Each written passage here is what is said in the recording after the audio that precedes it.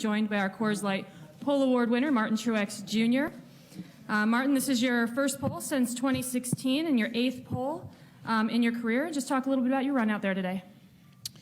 That was good.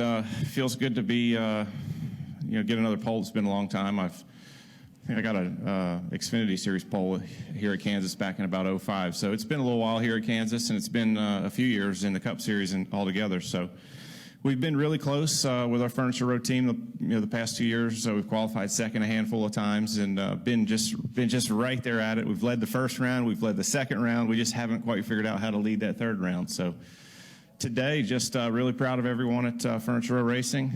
Bass Pro Shops, Tracker Boats, Toyota was really good all day long, and just can't say enough about my team and what we have going on right now.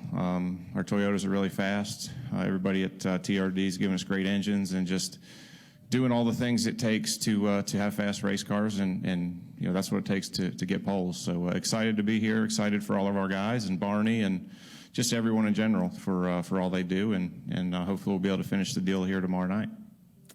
Okay, we're going to open up to questions. Please state your name and affiliation when you get the microphone. Go ahead.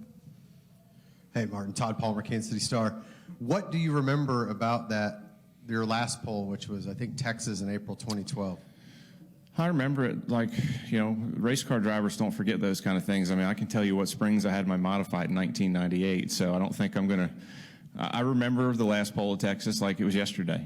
And, anytime you do, great things, especially at this level in the Cup Series, it's not hard to forget how it happened, how the day went, what it felt like. It's always special to have success at this level especially.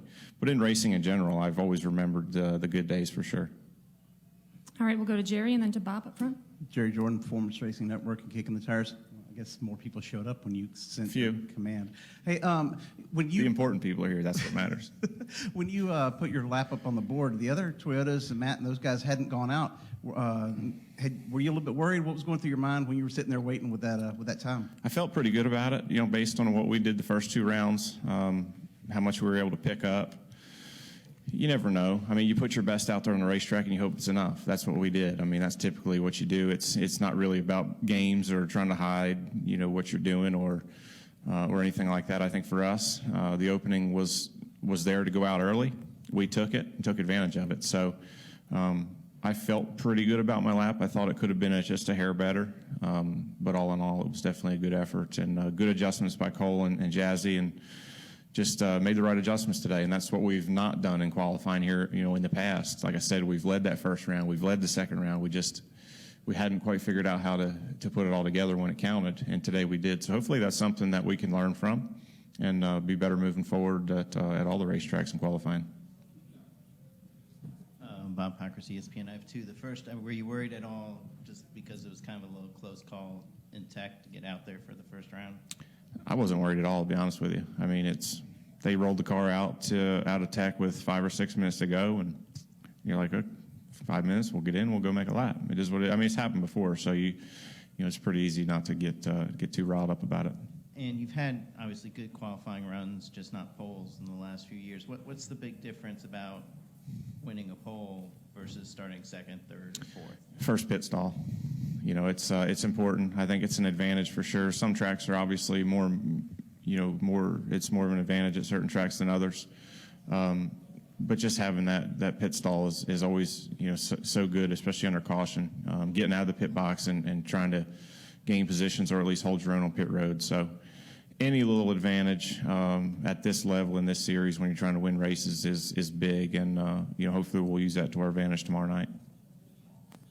Martin, we talked a couple weeks ago when you were here about how you love this track, you look forward to coming to this track, but it always seems like something happens at this track. Today, it didn't. So, I mean, is this maybe a sign your luck's turning around and this is your weekend here? Find out tomorrow night. I mean, it's, it is what luck is what it is. Sometimes it's good, sometimes it's bad. I mean, you go out there and you control the things you can control. Our guys are working hard. Our race cars are fast, thanks to all their hard work. And we're just, like I said, like we did today, we're going to go out there and put our best on the racetrack and hope it's good enough. I mean, that's what we do each and every weekend. For me personally, sometimes it's hard to think about the days when you dominated races and didn't get the checkered flag. but it also motivates you to be better and to come back and try harder, and you never know what can happen. So I'm looking forward to it. I think our cars have been so fast. We were so fast at Texas the last mile and a half we were at, and that one hurt a little bit to slip away. But at the same time, it's so exciting for the future and for what our guys are doing and what we're capable of. And that just gives you a glimpse of what can happen when you do everything right. So look forward to tomorrow night, and hopefully we can close the deal. All right, Martin. Congratulations on your run. Thank you Good luck guys tomorrow. very much.